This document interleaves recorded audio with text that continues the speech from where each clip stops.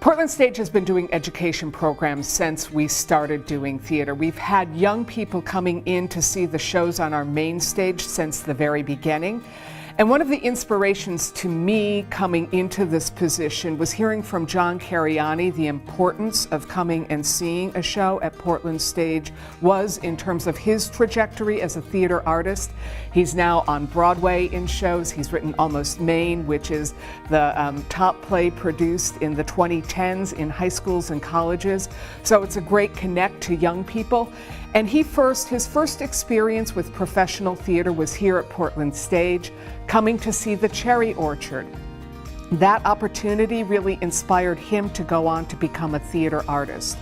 And while John himself has become a theater artist, I think that the power of what we're doing is that we're offering all children, all students, the opportunity to be enriched by the theater. And it doesn't mean that they have to go on to become great Broadway stars. It just will help to make them better human beings. With our Student Matinee program, we have our 6 main stage shows plus the holiday show, to which we're bringing students. They're from Portland Public, but they're from all across the entire state. We have students who came from Mars Hills. They got up at 4:30 in the morning to come down and see a student matinee. And it's a great way to engage with students. And the productions that we do across the season are designed to be issue-based. They're designed to be shows that make sense and could tie into a school curriculum. I think coming to a live theater performance has a tremendous impact. I can remember being in high school and coming to this very theater with my English class and watching a play and just being giddy at being here. Because we came from Newcastle, and so it was into the city. And it felt like such a cosmopolitan experience, but it also really was illuminating. And we had discussions for months about the play. The play was referenced for the rest of the year. Remember that part when? Every year through our entire education program, we reach about 14,000 young people in this state.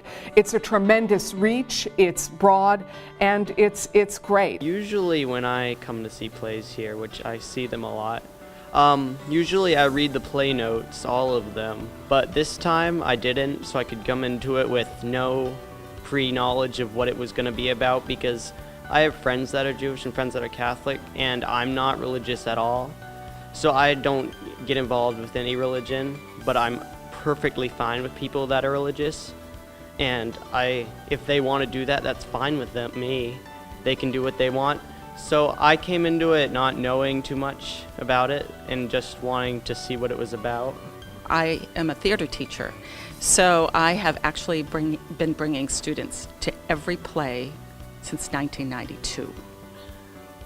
And I do that because Fryeburg, like your community, is very rural, and this sometimes will be the only times these kids ever get to do something as cosmopolitan as this. As an artist myself, I was not always taken kindly by my parents because they thought I was wasting my time. So I kind of feel like I am Asher, trying to get away from all these bonds that have been put around me, not only by my family but by people around me. And I don't think that's okay, because I think you really should be who you are and go with what you want in life. I don't think a belief should hold you back in any way, shape, or form. They learn how to look at something and develop a perspective on it. And that can be a play on the stage, or it can be a politician giving a speech. So they're learning how to have a perspective. They're learning how to have a point of view. They're learning how somebody says something can impact how they feel about it. And if they can dissect that, if they can start to see how that works, they can use those tools themselves, but they can also then start to see when somebody else is potentially manipulating them, or how to interpret what's being presented to them. And that's really ultimately what we're seeking to do, is build citizens, future citizens of the United States who have a perspective on the world.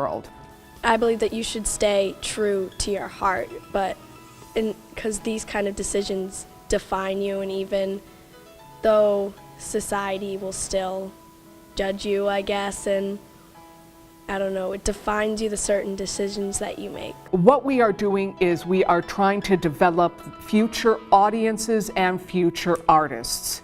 So we are developing the audiences and artists of the future.